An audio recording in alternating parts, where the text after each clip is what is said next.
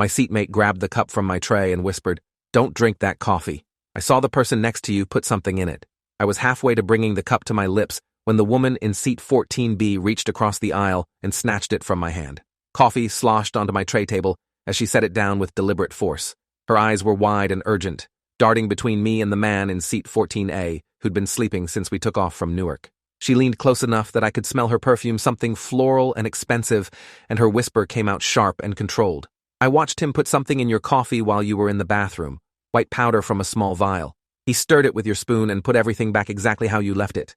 My heart started pounding so hard I could feel it in my throat. The man in 14A was still asleep, or pretending to be. He wore a business suit, probably mid-40s, with salt and pepper hair, and the kind of watch that cost more than most people's cars. He'd smiled at me when I first sat down, made small talk about the weather in Seattle where we were headed, then put on noise-canceling headphones and closed his eyes before takeoff. I'd gotten up to use the bathroom about 20 minutes into the flight, leaving my coffee on the tray table because the turbulence warning was still on. The woman who warned me was maybe 30, dark hair pulled back in a tight bun, wearing a gray pantsuit that screamed corporate lawyer or consultant. Her hand was still on my armrest, fingers tense. "Are you sure?" I kept my voice low, matching her whisper. "Maybe you saw something else. Maybe he was just being helpful, fixing something that spilled." She shook her head hard enough that a strand of hair came loose from her bun. "I'm sitting right across from you. I had a perfect view." He looked around first to make sure no one was watching, then pulled out this tiny vial from his jacket pocket. He was careful about it, methodical. This wasn't an accident or him being nice. She pulled out her phone and showed me a photo she'd taken. The angle was awkward, shot from across the aisle, but I could clearly see the man's hand over my coffee cup, something small and cylindrical between his fingers. I stared at the photo, my mind racing through possibilities. Roofies, GHB, something worse. I'd read articles about people being drugged on flights, waking up confused in airport bathrooms or hotels with missing wallets and no memory of how they got there. But those were always stories about women traveling alone, not men, not me. I was 32, 6 feet tall, worked in construction management, and flew for business twice a month. Nobody looked at me and saw an easy target. The woman saw my confusion and leaned closer. "I know what you're thinking, but look at your hand." I looked down. My left hand was shaking slightly, trembling in a way I couldn't control. "You already drank some, didn't you? Before you went to the bathroom." The realization hit me like ice water. I had taken a few sips before getting up, maybe a third of the cup. My mouth went dry. "How long ago did I drink it?" The woman checked her phone. "Maybe 25 minutes. You've been back in your seat for about 10 minutes. I tried to remember how I felt. Tired, but I'd been up since 4 in the morning for an early meeting. Slightly dizzy, but I'd attributed that to the plane's motion. My thoughts felt a little foggy around the edges, like I was thinking through cotton. I'd assumed it was just exhaustion from a long week. Now, every symptom took on a sinister weight. The woman was watching me carefully. "How do you feel right now?" "Honestly, tired, confused. My hands are shaking." I flexed my fingers, trying to make them steady. "Could be adrenaline from what you just told me." She nodded slowly. "Could be. Or it could be whatever he gave you starting to work. Either way, we need to tell the flight attendants." The man in 14A shifted in his sleep, and we both froze.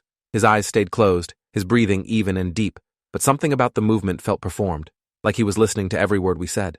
The woman noticed it too. She pulled back slightly, putting distance between us, and raised her voice to normal volume. "So anyway, I think Seattle's supposed to be nice this time of year. Have you been before? Playing along, keeping up appearances?" "Few times for work," I said, matching her casual tone while my heart hammered. "Never really had time to see much besides the office and hotel." The man in 14A's breathing pattern didn't change. If he was awake and listening, he was good at hiding it. The woman smiled at me, but her eyes were urgent. She mouthed the words, "call button," and gestured with her chin toward the overhead panel. I reached up slowly, trying to make it look natural, and pressed the flight attendant call button. The little light came on above my seat. We sat in tense silence for maybe 30 seconds before a flight attendant appeared, a woman in her 50s with short blonde hair and a professional smile that didn't reach her eyes. "How can I help you?" She looked between me and my seatmate across the aisle, clearly wondering why 2 passengers who weren't sitting together had called for service. I opened my mouth, but didn't know how to start. Saying, "I think this man drugged my coffee," out loud sounded insane, paranoid, like something from a bad thriller movie. The woman in 14B saved me. "We need to speak with you privately. It's urgent." Her voice carried authority, the kind that came from years of dealing with corporate boardrooms and difficult negotiations. The flight attendant's professional smile faltered slightly. "I'm not sure we have space for a private conversation during the flight. Can this wait until we land?" The woman's expression hardened. "No, it absolutely cannot wait." The flight attendant looked uncomfortable but gestured for us to follow her toward the galley at the front of the plane. I stood up carefully, testing my balance. My legs felt solid enough, but there was a strange disconnect between my brain sending the command and my body executing it, like a tiny delay in the signal. The woman from 14B stood and moved into the aisle first. The man in 14A still hadn't moved. We walked toward the front of the plane, passing rows of passengers absorbed in movies, books, and sleep. The galley was small and cramped, barely enough room for the three of us. Another flight attendant was preparing drinks on a cart. The blonde one who'd responded to our call spoke quietly to her colleague, and the second attendant nodded and moved away, giving us space. "What's this about?" The flight attendant's tone was still professional, but I could hear the edge of irritation underneath. She probably dealt with passenger complaints all day, everything from not enough ice to broken entertainment systems. This was going to sound crazy. The woman from 14B didn't hesitate. This man's coffee was tampered with by the passenger in seat 14A. I witnessed it directly. The man waited until he went to the bathroom, then added a substance to his drink from a small container. "I have photographic evidence." She held up her phone showing the image she'd taken. The flight attendant looked at the photo, her expression shifting from irritation to concern. "You're certain about what you saw?" Her voice was quieter now, more serious. "Completely certain. I'm an attorney. I know what constitutes reliable testimony, and I'm telling you I watched this man deliberately drug another passenger's beverage." The flight attendant's face went pale. She looked at me. "Did you drink any of it?" I nodded. "Maybe a third of the cup before I went to the bathroom. That was about 30 minutes ago." She reached for the phone mounted on the galley wall. "I need to contact the captain immediately. This is a federal crime." My stomach dropped. Federal crime. Air marshal. Emergency landing. This was really happening. The woman from 14B touched my arm. "How are you feeling now? Any dizziness, nausea, confusion?" I took inventory of my body. Tired, hands shaking, thoughts feel a little slow. The flight attendant spoke into the phone in a low voice, explaining the situation to whoever was on the other end. I caught fragments. Possible drugging. Passenger feeling effects. Need medical assessment? She hung up and turned back to us. "The captain is contacting air traffic control. We may need to make an emergency landing. In the meantime, we have a paramedic passenger who volunteered their services. She's coming forward now." A woman in her 40s appeared, wearing jeans and a sweater, carrying what looked like a small medical kit. "I'm Rachel Okonkwo, emergency medicine physician. I was told there's a passenger who may have been drugged." The flight attendant nodded and gestured to me. Dr. Okonkwo's demeanor shifted, immediately, to clinical efficiency. "What's your name?" She pulled out a pen light and moved closer. "David? David Brennan." She shone the light in my eyes, checking my pupils. "David, I need you to answer some questions honestly. Have you taken any medications today? Any alcohol? Any recreational drugs?" I shook my head. "Nothing. Just coffee this morning at home, and then the coffee on the plane." She checked my pulse, counting silently. "Your heart rate is elevated, but that could be stress. Pupils are slightly dilated. Can you touch your nose with your index finger, first right hand, then left?" I did it, slowly. My coordination felt off, like I was moving through water. Dr. Okonkwo frowned. "Delayed motor response. Could be early onset of sedative effects." The woman from 14B spoke up. "I saw him put white powder in the coffee. What drugs present as white powder and cause these symptoms?" Dr. Okonkwo's expression was grim. "Several. Rohypnol, GHB, ketamine, even crushed prescription sedatives. Without a toxicology screen, I can't tell you exactly what he ingested." She looked at the flight attendant.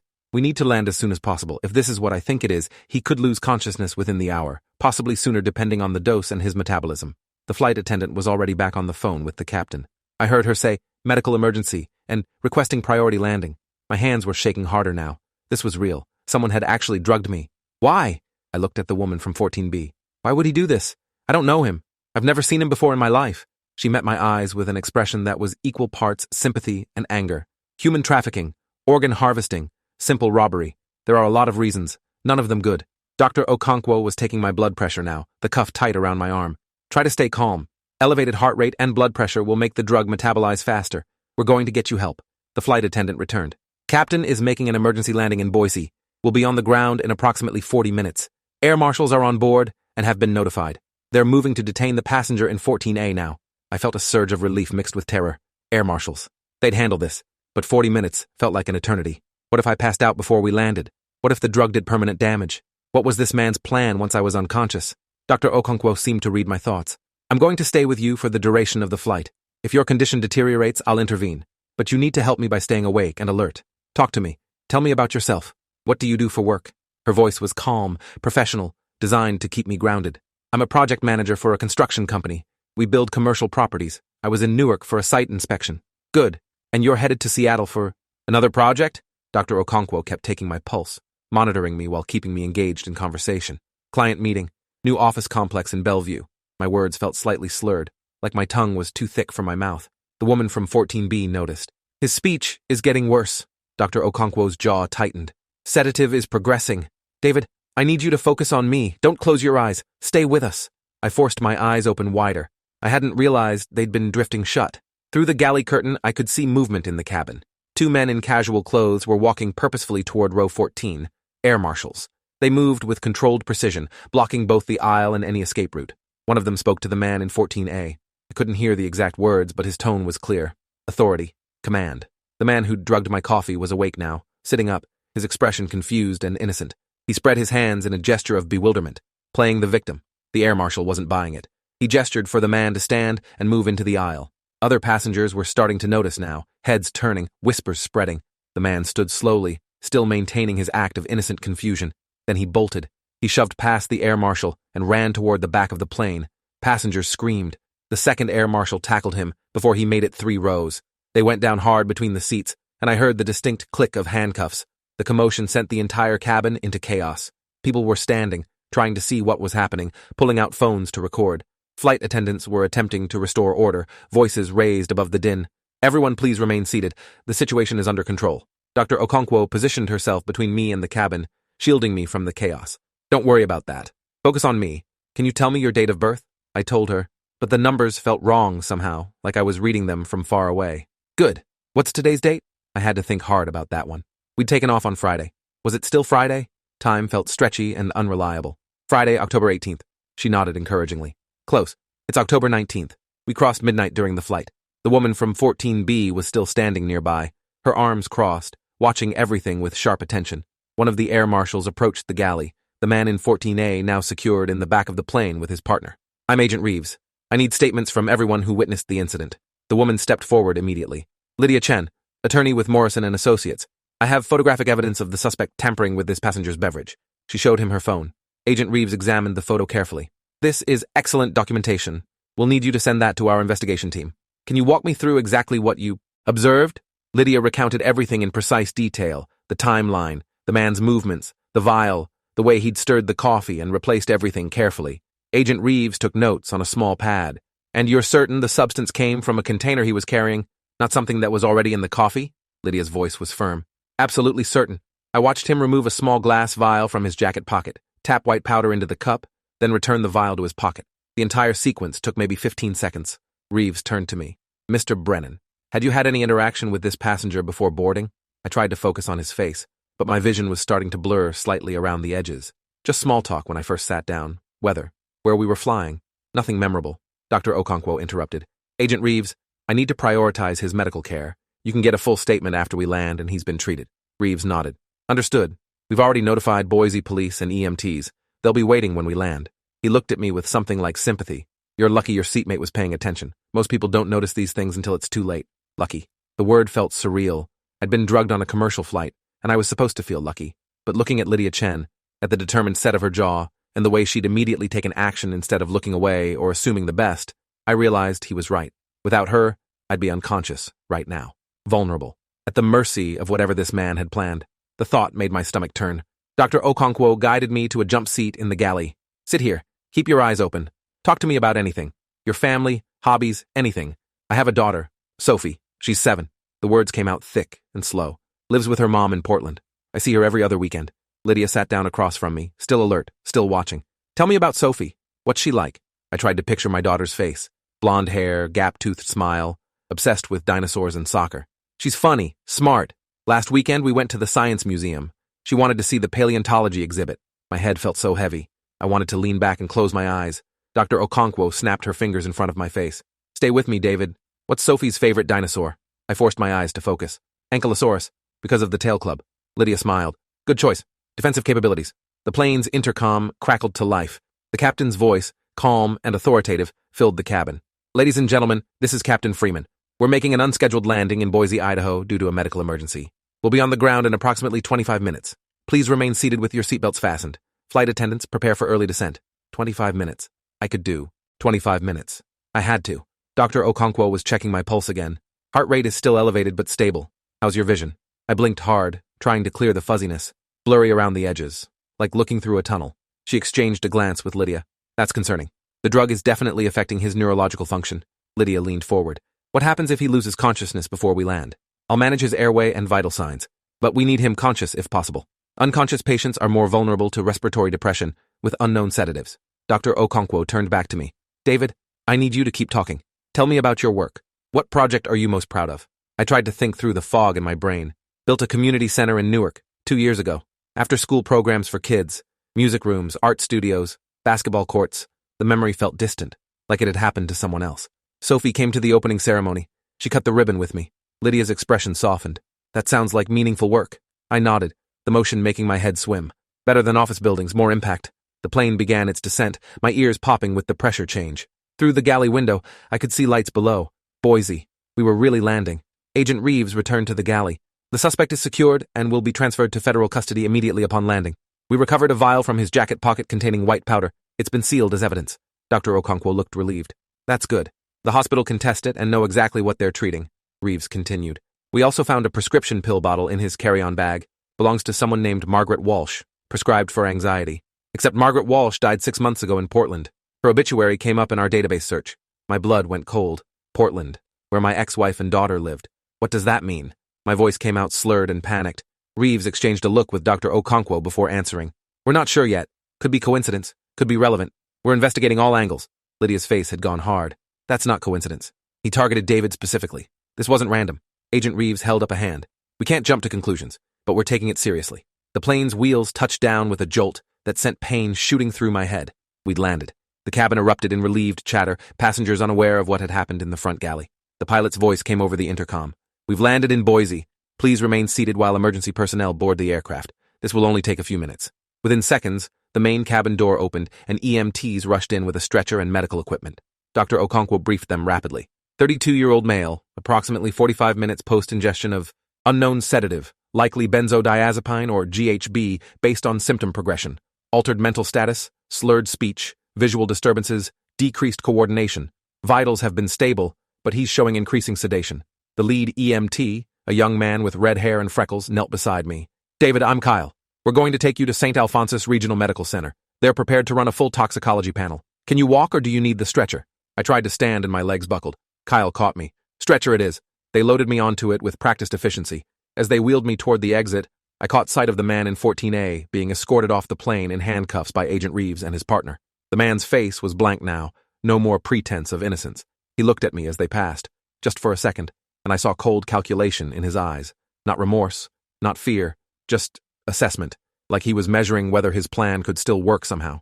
The EMTs got me off the plane and into a waiting ambulance. Lydia Chen appeared beside the stretcher before they closed the doors. I'm coming to the hospital. You'll need a witness statement for the police report, and I want to make sure you're okay. I tried to thank her, but the words wouldn't form properly. The ambulance ride was a blur and Kyle asking me questions I couldn't quite answer. They had an IV in my arm, pumping fluids. Someone was monitoring my vital signs with equipment that beeped steadily. We pulled up to the emergency entrance and suddenly there were more people, more movement, voices talking over each other. Possible GHB ingestion. Get toxicology down here. Prep for gastric lavage if needed. I was wheeled into a private room with harsh fluorescent lighting. A nurse cut off my shirt to attach heart monitors. A doctor appeared, young and intense, introducing herself as Dr. Patel. David, we're going to take blood samples and run every test we can. The good news is you're conscious and your vitals are stable. Can you tell me how you're feeling right now? Tired, really tired, everything's fuzzy. My words were barely comprehensible. Dr. Patel nodded. That's consistent with benzodiazepine intoxication. We're going to give you flumazenil, which reverses the effects of benzos. If you start feeling better within a few minutes, we'll know that's what you were given. A nurse pushed medication through my IV. Within 30 seconds, the fog in my head began to lift. Not completely, but noticeably. I could think more clearly, form words more easily. That's a positive response, Dr. Patel said. Looks like it was a benzodiazepine, probably from the crushed pills the air marshal recovered. You're going to be okay, David. Relief washed over me so intensely, I felt tears in my eyes. I was going to be okay. I wasn't going to die or suffer permanent damage. Lydia was in the room now, standing against the wall with her arms crossed. She looked exhausted, but satisfied. The FBI is here. They want to talk to you when the doctor says it's okay. Dr. Patel checked my pupil response again. Give him 30 minutes to stabilize, then they can have 15 minutes max. He needs rest. She looked at me directly. David, you were given a significant dose of what we believe is triazolam, a powerful sedative. Without intervention, you would have been completely unconscious within the hour. Someone saved your life today. She glanced at Lydia. Multiple someones. Lydia's expression didn't change. I just did what anyone should do. Dr. Patel left to check my blood work results, and I was alone with Lydia for the first time since the plane. Thank you. My voice was stronger now, clearer. If you hadn't been paying attention, if you hadn't taken that photo and spoken up, Lydia cut me off. Don't think about what could have happened. Focus on what did happen. You're safe. The man who drugged you is in custody. That's what matters. She pulled a chair closer to my bed and sat down. But we need to talk about something. The dead woman's pill bottle. Margaret Walsh from Portland. The FBI agent said it could be coincidence, but I don't believe that for a second. I'd been trying not to think about that detail, but she was right. It couldn't be random. My ex-wife lives in Portland with my daughter, Margaret Walsh. I don't know that name. Lydia pulled out her phone. Give me a minute. She typed rapidly, scrolling through search results. Margaret Walsh died 6 months ago at age 73. Obituary says she was a retired nurse, survived by one daughter, Carolyn Walsh. She kept scrolling. Carolyn Walsh works for Pacific Northwest Family Services. That's a child welfare agency. My heart started pounding again. Child welfare. My ex-wife works for the state CPS office in Portland. Could they know each other? Lydia was already digging deeper. Carolyn Walsh, licensed clinical social worker, employed by Pacific Northwest Family Services for 15 years. Specializes in custody evaluations and reunification services. She looked up at me. This isn't coincidence, David. Someone with access to family services information targeted you. The question is why. Before I could respond, 2 FBI agents entered the room. Not Agent Reeves from the plane, but 2 new faces. A man in his 50s with gray hair and a woman maybe 40 with sharp features. The man spoke first. Mr. Brennan, I'm Special Agent Frank Kowalski, and this is Special Agent Jennifer Huang. We're investigating what happened on your flight. Lydia stood. Lydia Chen, attorney. I'm representing Mr. Brennan's interests. Agent Kowalski raised an eyebrow. He's not under investigation. He's the victim. Lydia's voice was cool. Nevertheless, he has legal representation present. Proceed with your questions. Agent Huang pulled out a recorder. Do you consent to having this conversation recorded? I nodded, and she pressed record. Mr. Brennan, can you describe your relationship with Margaret Walsh? I shook my head. I've never heard that name before today. I don't know who she is. Agent Kowalski leaned against the wall. What about Carolyn Walsh, the daughter? Another head shake. No, never met her, never heard of her. Agent Huang consulted her notes. You're divorced from Natalie Brennan, formerly Natalie Foster. You share custody of a 7-year-old daughter, Sophie Brennan. Is that correct? My chest tightened. Yes. Why are you asking about my daughter? Kowalski's expression was carefully neutral. Your ex-wife filed for a custody modification 3 months ago, seeking to reduce your parenting time from 50% to supervised visitation only. The evaluator assigned to your case was Carolyn Walsh from Pacific Northwest Family Services. The room spun. Not from the drugs this time, but from the implications of what he'd just said. I don't understand. The custody evaluation is still ongoing. I haven't even had my interview with the evaluator yet. Agent Huang flipped through more notes. According to court records, your evaluation interview was scheduled for next week. The evaluator's preliminary report recommended significantly reducing your custody based on concerns about your stability and fitness as a parent. I couldn't breathe. That's insane. I've never done anything to harm Sophie. I'm a good father. Natalie's doing this because she wants to relocate to California with her new boyfriend and doesn't want to deal with the custody arrangement. Lydia's hand was on my shoulder, steadying me. Agents, what does this have to do with the man who drugged David on the plane? Kowalski exchanged a glance with his partner. We believe the suspect, whose identity we're still confirming, may have been hired to incapacitate Mr. Brennan and create a situation that would support the custody evaluator's negative assessment. The words hung in the air like poison. Someone had tried to drug me, not for money or trafficking, but to destroy my relationship with my daughter, to manufacture evidence that I was unstable, unreliable, unfit. How would drugging me on a plane accomplish that? My voice was shaking with rage. Agent Huang's expression was sympathetic, but professional. If you'd been found unconscious on the flight with drugs in your system, it would have been reported to law enforcement. Toxicology results showing benzodiazepines would have gone into your record.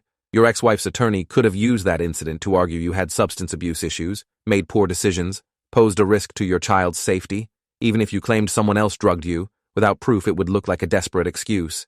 Lydia's voice cut through the shock. Except we have proof. Photographic evidence, witness testimony, the recovered vial, the perpetrator in custody. This backfired spectacularly. Kowalski nodded. Which is why we need to build an airtight case. This goes beyond one man drugging a passenger. This is conspiracy to interfere with custody proceedings, potentially coordinated between multiple parties, including a court-appointed evaluator. He looked directly at me. Mr. Brennan, we need you to tell us everything about your divorce, the custody battle, and everyone involved. Names, dates, incidents, communications, all of it. I spent the next hour recounting every detail.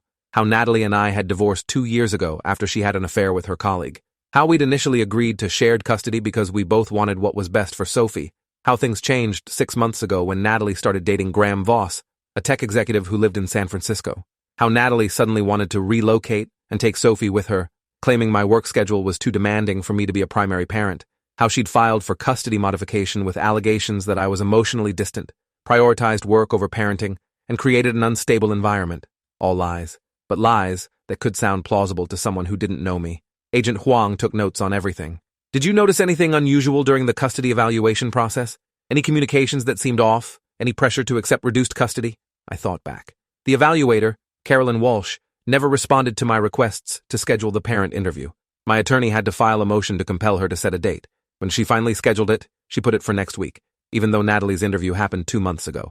Kowalski's jaw tightened. Delaying your interview while writing a preliminary report recommending against you. That's not standard protocol. Lydia was typing furiously on her phone. I'm looking at Pacific Northwest Family Services now. They've had 3 formal complaints filed against them in the past year for biased custody evaluations. 1 resulted in a settlement. She looked up. Your ex-wife's attorney is listed as counsel on 2 of those complaints, representing the agency, not the complainants. The pieces were falling into place with sickening clarity. Natalie's attorney had connections to the Family Services Agency. The evaluator worked for that agency and had access to her mother's prescription medications after her death. Someone hired a man to drug me on a flight, creating a documented incident that would torpedo my custody case. Agent Huang stood. We need to bring in your ex-wife and her attorney for questioning, and we need to execute a search warrant on Carolyn Walsh's home and office. Kowalski added. The man we arrested on the plane isn't talking yet, but his phone records and financial accounts will tell us who paid him. This is going to unravel quickly. He looked at me with something resembling respect. You should be unconscious in an airport bathroom right now, maybe missing a kidney or your wallet, definitely missing any chance of maintaining custody of your daughter. Instead, you're here, coherent, with evidence of a conspiracy. That's because Ms. Chen was paying attention when no one else was. Lydia met his gaze evenly, and because David trusted me enough to listen when I warned him. After the FBI agents left, Dr. Patel returned with my blood work results. Toxicology confirms triazolam in your system, approximately 30 milligrams based on blood concentration. That's 3 times the maximum prescribed dose. You're lucky you only drank a portion of that coffee. She reviewed my vitals one more time. I'm going to keep you here for observation overnight. Make sure the reversal agent is fully effective, but you should make a complete recovery. I nodded numbly. Physical recovery, sure. But the emotional impact of knowing my daughter's mother had conspired to destroy me was going to take longer to heal. Lydia pulled her chair closer once we were alone again. I know this is overwhelming, but you need to think strategically now. You have evidence of conspiracy, attempted drugging, corruption in the custody evaluation system. That's your ammunition. I just want to see my daughter. My voice broke. I'm supposed to pick her up tomorrow for my weekend. What if Natalie doesn't let me? What if she uses this whole incident to claim I'm involved in something dangerous? Lydia's expression was fierce. She's not going to do that because she's going to be too busy defending herself from federal investigators, and I'm going to make sure of it. She pulled out her business card and wrote her personal cell number on the back. I'm taking your case pro bono. Family law isn't my specialty, but I know enough to connect you with the best custody attorney in Portland, and I'll be there as your witness for everything that happened on that plane. I took the card, overwhelmed by her commitment to helping a stranger. Why are you doing this? She was quiet for a long moment. Because 10 years ago, my brother went through a nightmare custody battle with his ex-wife. She made false allegations, manipulated the system, turned the evaluator against him. He lost custody of his son and spiraled into depression. He died by suicide 3 years ago. Her voice was steady, but her eyes were bright with unshed tears. I couldn't save him, but I can make sure this doesn't happen to you. The weight of her loss, her motivation, settled between us. I'm sorry about your brother, Lydia nodded. Me too, but his death taught me something important. The system is broken, and it's designed to favor whoever manipulates it better. Your ex-wife tried to manipulate it. She just didn't count on someone actually paying attention and giving a damn. I spent that night in the hospital room, unable to sleep despite the exhaustion. My mind kept replaying the moment Lydia grabbed my coffee cup, the look in her eyes when she showed me the photo, the way she'd immediately taken action instead of talking herself out of getting involved. Most people would have looked away. Most people would have convinced themselves they were seeing things, or that it wasn't their business. She'd done the opposite. She'd saved my life and, in doing so, exposed a conspiracy that would have destroyed my relationship with my daughter. The next morning, Dr. Patel discharged me with instructions to follow up with my primary care physician. Agent Kowalski was waiting in the lobby. We executed search warrants early this morning. Carolyn Walsh's home computer had email correspondence with your ex-wife's attorney discussing strategies to reduce your custody. Financial records show a payment of $15,000 from a shell company registered to the attorney's firm to an account belonging to our suspect from the plane. Who is he? I'd been wondering about the man's identity since this started. Kowalski consulted his notes. Leonard Pike, 48, former pharmaceutical sales representative. Lost his license 3 years ago for selling prescription medications illegally. He's been working as a freelancer for various schemes since then. He finally started talking this morning after we showed him the email evidence. Says your ex-wife's attorney, Aaron Mansfield, hired him through an intermediary. Pike was supposed to drug you, then find you unconscious and report it to the flight crew as a medical emergency. The drug in your system would be documented, and Mansfield would use that in court to argue you were an addict who hid it during custody proceedings. The calculated cruelty of it made me sick. What happens now? Mansfield was arrested this morning. Carolyn Walsh is being questioned. Your ex-wife is claiming she didn't know anything about the plan, that her attorney acted without her knowledge or consent. We're investigating that claim. Kowalski's expression suggested he didn't believe Natalie's denial. The custody case has been suspended pending criminal investigation. The preliminary report Walsh wrote has been thrown out as tainted evidence, and you'll be filing for emergency full custody based on your ex-wife's involvement in conspiracy to commit assault. I felt like I was in a dream. 24 hours ago, I was on a routine flight for a business meeting. Now, I was at the center of a federal investigation that had blown apart my ex-wife's attempt to steal my daughter. When can I see Sophie? Today, if you want. We've interviewed your ex-wife and made it clear that interfering with your custody arrangement while under investigation would be witness tampering. She's been advised by her new attorney to comply fully with the existing custody order. Kowalski handed me a card. Call me if anything unusual happens. And Mr. Brennan, you should buy Ms. Chen the most expensive bottle of wine you can find. She didn't just save your life yesterday. She saved your daughter's life too. He was right. Without Lydia's intervention, I'd have woken up in a hospital with drugs in my system and no way to prove I hadn't taken them voluntarily. The custody evaluator's negative report would have been submitted. Natalie and her attorney would have used my drug incident to paint me as unstable and dangerous. I'd have lost Sophie. I called my daughter from the hospital lobby, my hands still shaking slightly. Natalie answered Sophie's phone, her voice tight and formal. David. No warmth, no concern about the fact that I'd been in the hospital. Just cold acknowledgement. I need to talk to Sophie. There was a pause. Then my daughter's voice came on the line, bright and cheerful, and completely unaware of the war that had been waged over her. Daddy, are you coming to get me today? Mom said you might not be able to. My throat closed up. I'm coming, sweetheart. I'll be there in a few hours. We're still going to the aquarium like we planned. Sophie squealed with excitement. Can we see the jellyfish? And the sea otters? And can we get pizza after? I closed my eyes, fighting back tears. We can do all of that. I love you, Sophie. Love you too, Daddy. I drove from Boise to Portland in a rental car, the 6-hour drive giving me time to process everything. Lydia had texted me the name of a family law attorney in Portland, someone she'd worked with on corporate cases who had a reputation for being aggressive and thorough. I had a consultation scheduled for Monday morning. When I pulled up to Natalie's house, she was waiting on the porch. Sophie burst out the front door and ran to me, her backpack bouncing on her shoulders. I scooped her up and held her tight, breathing in the smell of her strawberry shampoo. Natalie walked down the steps slowly, her face unreadable. We need to talk. I set Sophie down and told her to wait in the car. She skipped away happily, oblivious. I turned to face my ex-wife. You tried to have me drugged on a plane. Natalie's expression cracked. I didn't know Aaron was going to do that. I swear, David. I just told him I wanted full custody so I could move to California with Graham. I didn't know he'd hire someone to drug you. Her voice was desperate, pleading. I never wanted you hurt. I studied her face, looking for the woman I'd married 8 years ago. She wasn't there anymore. This person was a stranger who'd been willing to destroy me to get what she wanted. You told your attorney you wanted to take Sophie away from me. You knew he was corrupt. You worked with an evaluator who was willing to write a biased report. Maybe you didn't specifically know about the drugging plan, but you set everything else in motion. That's on you. Natalie's eyes filled with tears. I just wanted a fresh start. Graham's offering me a life I never had with you. Real stability, real security. And I'm offering Sophie a father who loves her and shows up and doesn't try to manipulate the system to cut people out of her life. I kept my voice level, controlled. You're going to be investigated by the FBI. Your attorney is going to prison. The evaluator you worked with is facing charges, and I'm going to fight for full custody with every resource I have. Natalie's tears spilled over. You can't take her from me. I'm her mother. I shook my head. You should have thought about that before you conspired to destroy her relationship with her father. Actions have consequences, Natalie. You taught me that once. I walked back to the car where Sophie was waiting, her face pressed against the window making silly expressions. This was what mattered. Not revenge, not punishment, just protecting my daughter from the fallout of her mother's choices. The weekend with Sophie was exactly what I needed. We went to the aquarium and watched the jellyfish float in their tanks, alien and beautiful. We fed the sea otters and laughed at their antics. We got pizza and talked about her school projects and her soccer team and her new favorite book series. She didn't know anything about custody battles or FBI investigations or conspiracy charges. She just knew her dad had showed up, like he always did. On Sunday night, I dropped her back at Natalie's house. My ex-wife looked like she hadn't slept in days. She took Sophie's backpack without making eye contact. The FBI searched our house yesterday. Graham's talking about postponing the California move. Her voice was hollow. I think he's reconsidering the relationship.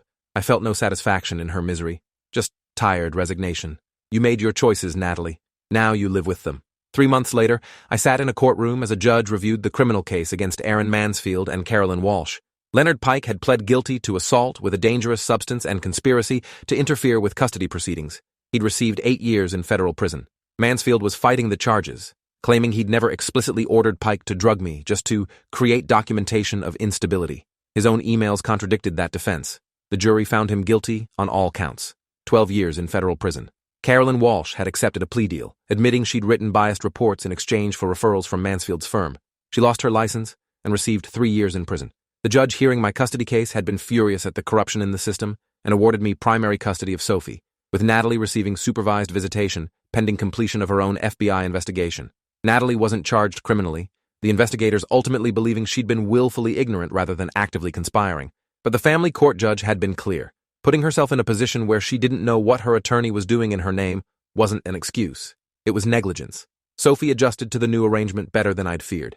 She missed her mom, but seemed to sense that something had been wrong before, some instability that was now resolved. She was thriving, her grades improving, her confidence growing. I'd transferred to my company's Portland office, taking a position that required less travel so I could be fully present for her. And every few weeks, I'd get a text from Lydia Chen, just checking in. "How's Sophie? How are you holding up?" We'd developed an unlikely friendship, bonded by the crisis we'd navigated together. She'd flown to Portland twice to testify at various hearings, always professional and precise in her recollection of events. 6 months after the plane incident, I invited Lydia to Sophie's soccer game. She'd never met my daughter in person, only seen photos. Lydia sat in the bleachers next to me, watching Sophie race down the field with determination. "She's got your focus," Lydia observed. "That single-minded intensity." I smiled. "She gets that from her grandfather. My dad was a distance runner. Once he set his mind on something, nothing could deter him." Sophie scored a goal, and the small crowd erupted in cheers. She looked up at me in the stands, her face glowing with pride. I stood and applauded, and she beamed before running back to position. Lydia was quiet for a moment. Then she said, "My brother would have loved to see moments like this. His son playing sports, growing up, just existing in the world. He never got that chance." I looked at her profile, the way she watched Sophie, with a mix of joy and sadness. "I think he'd be proud of you. For what you did. For making sure another father didn't lose his child to a corrupt system." Lydia's eyes were bright. "I hope so. Some days, I think about what would have happened if I'd been reading or sleeping or just not paying attention on that flight. You'd have been drugged unconscious. The plan would have worked. Sophie would have ended up in California with a mother who put her own wants ahead of her daughter's needs, and a stepfather who was willing to benefit from corruption." She turned to face me. The margin between that reality and this one was so thin, just me happening to look up at the right moment. That terrifies me. I understood what she meant, the randomness of it, the cosmic luck that had put her in seat 14B where she could witness Pike tampering with my coffee. "Maybe it wasn't random," I offered. "Maybe some things happen for a reason." Lydia smiled slightly. "I'm a lawyer. I deal in evidence and facts, not fate. But I'll admit, the timing was remarkable. After the game, I introduced Lydia to Sophie. My daughter shook her hand formally, clearly instructed by too many adults to be polite to strangers. "Ms. Chen helped Daddy when he was sick on an airplane," I explained, keeping it age-appropriate. She made sure he got to the doctor. Sophie's eyes went wide. "Were you really sick, Daddy?" I knelt down to her level. "I was, but Ms. Chen took care of me, and the doctors made me better. So now I'm here watching you score goals." Sophie threw her arms around my neck. "I'm glad you're okay." Over her shoulder, I met Lydia's eyes. She nodded once, understanding passing between us without words. A year after the incident, I received a notification that Leonard Pike was requesting early parole. The parole board hearing was scheduled for the following month, and victims had the right to submit impact statements. I spent a week writing mine, trying to capture the full scope of what Pike's actions had set in motion. Not just the physical danger of being drugged, but the emotional trauma of discovering the conspiracy, the months of legal battles, the way Sophie had struggled to understand why Mommy couldn't live with us anymore. I detailed the financial cost of the custody fight, the therapy sessions for both me and Sophie, the way I still sometimes panicked on airplanes when flight attendants served coffee. I sent the statement to the parole board and copied Lydia, who'd submitted her own statement as a witness. The parole board denied Pike's request. He'd serve his full sentence.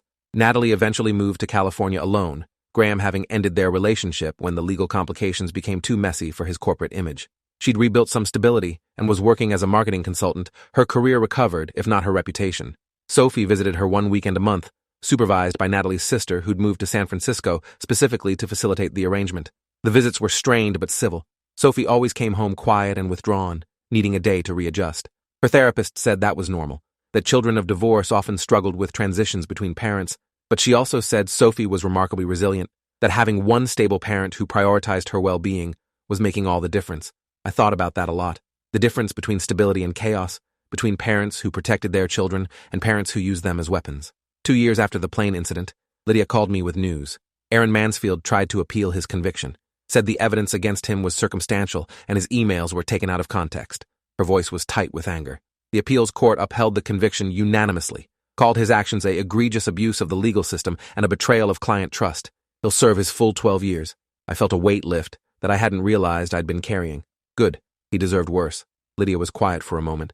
The judge who wrote the appeals opinion cited my testimony about what I witnessed on the plane, said it demonstrated Mansfield's willingness to endanger your physical safety in pursuit of his client's custody goals. Your case is going to be taught in legal ethics classes now, a cautionary tale about corruption in family law. Sophie was 9 now, excelling in school and soccer, starting to ask harder questions about why her parents divorced and why she didn't live with her mom anymore. I answered honestly but age-appropriately, telling her that sometimes adults make bad choices that hurt the people they love, that her mom had made mistakes but was working to be better, that love isn't always enough to keep a family together, but it's always enough to keep a parent fighting for their child. She seemed to accept that, processing it in the way children do, cycling through understanding and confusion and hurt. Her therapist said she was doing remarkably well considering the disruption in her life. I credited Lydia with that too. If the conspiracy had worked if I'd lost custody, Sophie would have been raised by people willing to destroy her father to get what they wanted. That would have damaged her in ways we couldn't measure. On the 3rd anniversary of the plane incident, I flew to Seattle for a work conference. Same route, different airline. I sat in my assigned seat, and a flight attendant brought me coffee during the beverage service. I stared at the cup for a long moment, anxiety tightening my chest. The man next to me noticed. "You okay?" He was in his 60s, kind eyes, reading a thriller novel. I nodded. "Just bad memories associated with airplane coffee." He laughed. "I stick with water myself. Can't trust anything that comes out of those machines." I smiled despite myself and set the coffee aside untouched. The man went back to his book, and I pulled out my phone, scrolling through photos of Sophie at her recent soccer tournament. She'd scored 3 goals in the championship game. We'd celebrated with ice cream and a movie marathon. Normal, happy, stable. Lydia texted during the flight. "Saw you're flying today. How are you holding up?" I typed back, "Making it through. Coffee went undrunk." She responded immediately. "Proud of you. That takes real courage." I didn't feel courageous. I felt lucky and grateful and hyper-aware of how fragile safety really was. When we landed in Seattle, I powered through my meetings and flew home the next day, relieved to be back on solid ground. Sophie was waiting when I got home, having convinced her grandmother to let her stay up past bedtime. She tackled me in a hug the moment I walked through the door. "I missed you, Daddy." I held her close, breathing in her strawberry shampoo, feeling the solid weight of her in my arms. This was what Lydia had saved. Not just my life, but this moment, and every moment that came after. Sophie growing up with her father present. Me getting to be her dad. 4 years after the incident, Sophie asked me directly about what had happened on the plane. She was 11 now, old enough for more truth. I told her about Lydia noticing the man drugging my coffee, about the emergency landing, about the investigation that uncovered the conspiracy. I didn't tell her that her mother had been involved, just that some bad people had tried to hurt me to affect the custody case. Sophie processed this information with the seriousness of someone older than her years. "Ms. Chen saved your life." It wasn't a question. "She did." Sophie nodded slowly. "We should do something nice for her. Like a really big thank you." I smiled. "What did you have in mind?" Sophie thought about it. "A party, with her favorite food and cake, and we can give her an award for being a hero." We threw Lydia a surprise dinner party 2 weeks later. Sophie made a construction paper award certificate declaring Lydia Best Hero and Lifesaver. Lydia cried when Sophie presented it to her, actual tears streaming down her face as she hugged my daughter. "Thank you, Sophie. This is the best award I've ever received." Sophie beamed. "You deserve it. You saved my dad so he could stay being my dad." The simple truth of it hung in the air. Lydia met my eyes over Sophie's head, and I saw the weight of her brother's loss there, the what-ifs and could-have-beens. But I also saw peace. She hadn't saved her brother, but she'd saved us. That had to count for something. After Sophie went to bed, Lydia and I sat on my back porch watching the stars. "She's incredible," Lydia said. "You're doing an amazing job raising her." "I got lucky," I replied. "Lucky that you were paying attention. Lucky that you cared enough to act. Lucky that the system actually worked for once." Lydia shook her head. "It wasn't luck. You were a good father before any of this happened. You would have kept fighting for Sophie no matter what. I just made sure you had the evidence to win." She paused. "Although, I'll admit, if you'd drunk that entire cup of coffee before I noticed, things would have been much more complicated." I thought about that alternate timeline, waking up confused in a hospital with no memory of being drugged, facing accusations of substance abuse with no way to prove otherwise, losing custody of Sophie, spiraling into the kind of depression that had taken Lydia's brother.